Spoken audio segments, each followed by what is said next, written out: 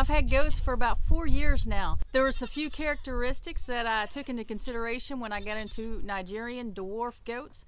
I knew that I wanted goats, but I didn't know anything about the breeds. I didn't know anything about goats, which I hope before you get into goats, you do some research because there is a lot to goats.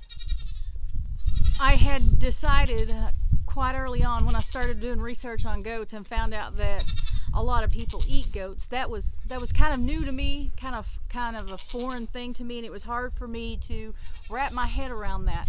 And so that is something that I took into consideration when choosing the goat that I wanted, because I knew I wanted some goats and that I wanted to get the experience of breeding and selling the babies. But I didn't know that I could do that and sell the goats for meat. So I purposely chose milk goat because that's less likely to happen. If it does happen, I mean, it's because it's less likely to happen. If I sell the goats, I really don't know where they're going. Some of them might be getting eaten, but you know, if it was a meat breed, the likelihood or the probability of them getting eaten is much higher. And so when I decided to go ahead and get milk goats, I thought that I would probably end up milking them for cheese, maybe to drink the milk and to make soap out of it. That is yet to happen with my goats. Although I have made goat milk soap, it was with my friend's goats' milk, not my goats. But anyway, I have my goats. I'm glad I chose the Nigerian Dwarf, and I will tell you why. Okay, this is a boy, obviously, and 3 girls. They're over here with him just to get bred, so this isn't normally how I have them. I have the girls separated from the goats. But these are Nigerian Dwarf. They're full grown. He's got a little bit more to go, but she'll come back over in a minute. Come here, Ray. Okay, this is why people don't have bucks. I mean, to be honest, one of the reasons. But Rain is a full-grown Nigerian Dwarf doe. She is about 2.5 years old, so she's not going to get any bigger, and that is the #1 reason why I have Nigerian Dwarfs.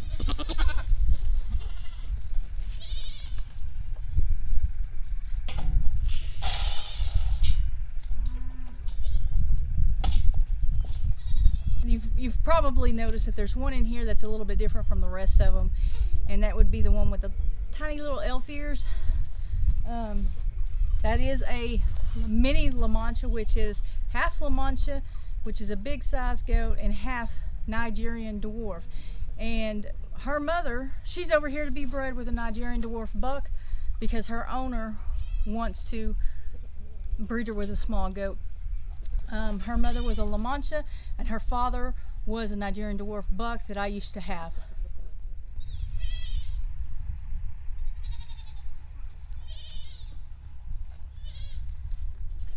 #1 reason I like Nigerian Dwarf goats is because I can handle them.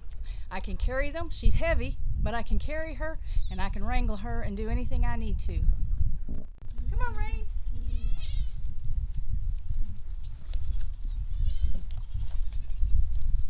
Want some more food?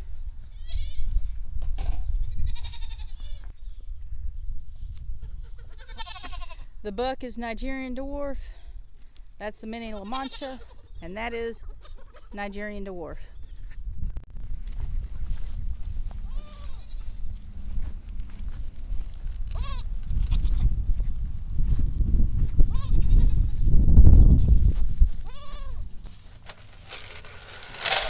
Oh, really?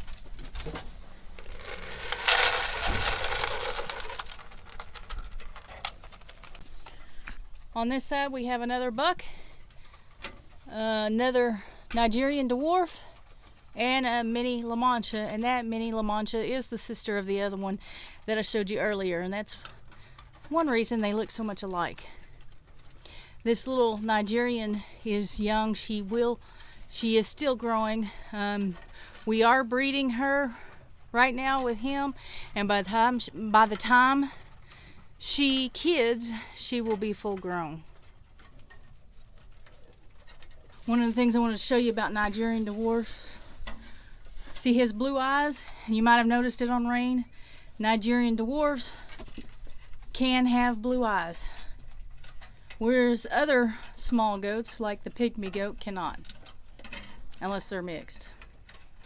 Nigerian Dwarfs can come in a lot of colors, as you can see here with the moon spots on this one, and this one's black and white.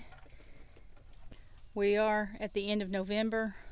As a matter of fact, yesterday was Thanksgiving, so we are feeding hay to our goats and a little bit of feed.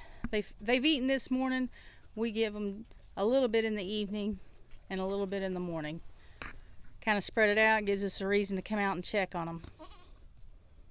The Nigerian Dwarf size is the main advantage.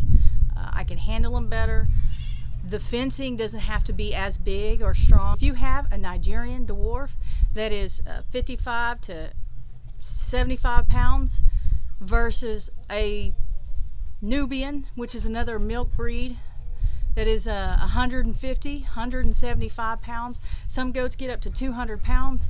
That's hard to handle. Is that they don't need as much space. Now, goats are browsers, and they would love to have all this pasture room. I don't have that type of fencing up. All I have is barbed wire perimeter fence, and they would need something to keep them from going through. Goats are notorious for getting out, finding ways to get out.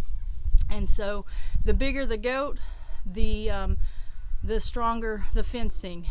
An advantage that I have having Nigerian Dwarfs over someone who would have a larger breed goat is that Nigerian Dwarfs are not seasonal breeders. They cycle in and out of heat all year long. So I know that their gestation period is about 5 months, so I can pretty much plan any time of the year that I want them to kid. And the reason we want kids is because they're so darn cute, especially the little goats. The little goats are easy to sell when people see how little they are, and some of them with blue eyes and a lot of the flashy colors. That just gives the Nigerian Dwarf an advantage over people looking for a goat as a pet, or maybe as a yard ornament, or something to keep the grass down in their yard, or weeds, keep the weeds down. Don't get me wrong, all baby goats are cute. But there's just not a cuter baby goat than one of the smaller breeds like the pygmy goat or the Nigerian Dwarf goat. They are just they're tiny. They're tiny in comparison to the other kids, and they're just super cute. Now, the reason, a couple of reasons why you might want to let your goats breed and kid is milk. Some people want the milk. They drink the milk or make ice cream or yogurt or soap out of it, cheese. But another reason is that you can sell the kids, and with as few goats as I have, I don't make a profit, but I can definitely put that back into the expense that I paid to keep the goats that I do have. And I have found that Nigerian Dwarf kids sell just as good, or if not better, for a better price than other goats.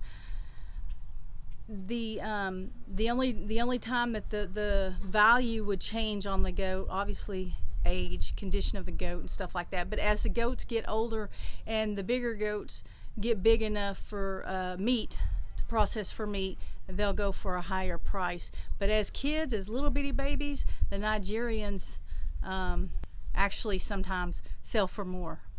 Now I'm just talking about non-registered grade goats. Just, but if you get them registered, they can get the milking goats can get really expensive. Talking about being able to sell the babies for money to kind of recoup what you've spent throughout the year. Another cool thing about Nigerian Dwarfs is that there's Greg going to water. Another cool thing about Nigerian Dwarfs is that they oftentimes have multiple kids. Like 2 is very common, triplets, quads, that's always common with Nigerian Dwarfs, not so much with other breeds. You know, all the goats have a purpose. If you want to breed goats for meat, then you might want to consider a larger breed like the Kiko or the Spanish Cross or something like that. There are large breed milk goats, which will, they will produce more milk per goat than the Nigerians. So if you're not wanting to milk a bunch of little goats, you might do better with a larger dairy breed. Someday in the future I might do meat goats and get a bigger breed of goat, but that will be after I get the right kind of fencing. I'm just nowhere near ready for that right now. I'm extremely pleased with the decision I made with starting out with Nigerian Dwarf goats. I think there's a lot of pros with this little compact milking machine, and I hope you can see that as well. If you got anything out of this video and you haven't subscribed already, please consider subscribing. It's totally free. Hit the like button, the notification bell, so that you'll be notified whenever we put up a new video, and we will see you on the next one.